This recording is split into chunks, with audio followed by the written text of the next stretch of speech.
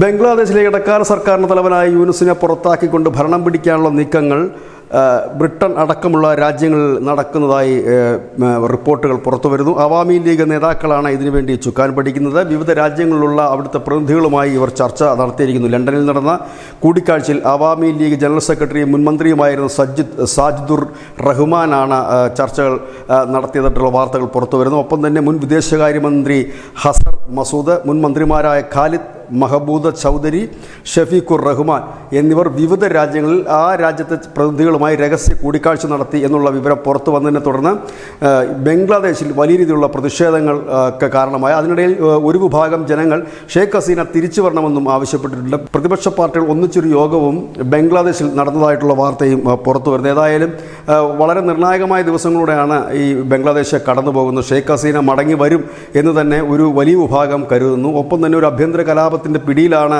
ബംഗ്ലാദേശ് എന്നുള്ള വാർത്തകളും വരുന്നു. കുറച്ച് ദിവസങ്ങൾക്ക് മുമ്പാണ് അമേരിക്ക അടക്കമുള്ള രാജ്യങ്ങൾ തങ്ങളുടെ പൗരന്മാർക്ക് ബംഗ്ലാദേശ് യാത്ര ഒഴിവാക്കണമെന്നൊരു മുന്നറിയിപ്പും നൽകിയിരുന്നത്. News desk news India Malayalam.